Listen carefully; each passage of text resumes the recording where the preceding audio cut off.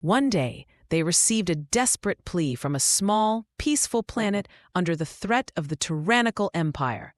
Imperial forces were extracting precious resources, destroying the planet's delicate ecosystem, and enslaving its people.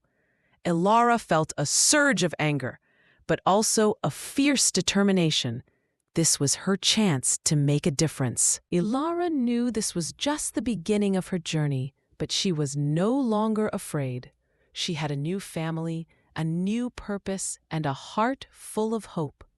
The galaxy was vast and full of challenges, but she was ready. She was a Jedi, and her story had just truly begun. She smiled, a genuine, joyful smile, as the stars twinkled above, promising endless adventures. Ilara joined Kale on his mission, a quiet journey through the Outer Rim. She struggled at first, her emotions a chaotic storm, making her connection to the Force unpredictable. She missed her uncle, the smell of oil, and the familiar rhythm of her old life. Kale, patient and understanding, taught her to channel her feelings, not suppress them. "Your emotions are not a weakness, Ilara," he'd say. "They are a river. Learn to guide its flow." Later, as they prepared to leave, Ilara gazed at the liberated planet. She no longer felt the ache of loneliness. She had found her purpose, her place in the vast galaxy. She had faced her fears, embraced her emotions, and used her power for good. Kale placed a hand on her shoulder, a proud smile on his face. "You have done well, Ilara," he said.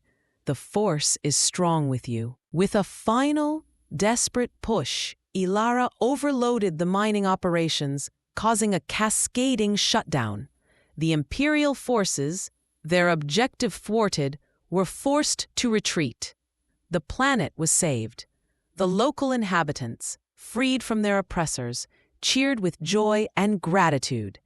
Ilara looked at Kale, a sense of accomplishment warming her heart. She quickly began to override the system, a frantic race against time. Alarms blared, and stormtroopers converged on her position. Just as she was about to be overwhelmed, Kale burst into the room, his lightsaber a blur of green, deflecting blaster bolts with practiced ease. Together, they fought, a perfect dance of force and skill. Inside the facility, Ilara moved like a shadow, expertly bypassing Imperial patrols. She reached the central control room, a massive chamber humming with power. A lone Imperial officer stood guard. Their eyes met.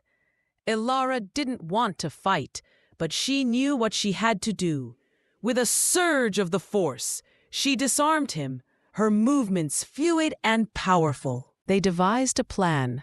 While Kale created a diversion, Ilara, using her growing Force abilities, would infiltrate the main Imperial mining facility and disable its operations. The mission was dangerous, the odds stacked against them. As she slipped through the ventilation shafts, she felt fear, cold and sharp. But then she thought of her uncle, of Kale's unwavering faith, and of the innocent people she was trying to save. Her fear transformed into resolve. One dusty evening, a battered freighter landed near their workshop, bringing with it not just a new job, but a new destiny. Out stepped a cloaked figure, a Jedi Master named Kale, his eyes ancient and wise. He spoke of a power within Ilara, a connection to the Force she never knew she possessed. Her uncle, usually so stoic, urged her to go, a tear tracing a path through the grime on his cheek. It was a bittersweet farewell, leaving behind the only home she'd ever known. The twin sons of Tatooine beat down, as always, on Ilara, a young woman with a spirit as fiery as her red hair. She lived a simple life, fixing old starships with her gruff but kind uncle, always dreaming of the stars beyond the endless desert. Her heart, however, often ached with a quiet loneliness, a feeling that she was meant for something more than just sand and scrap metal.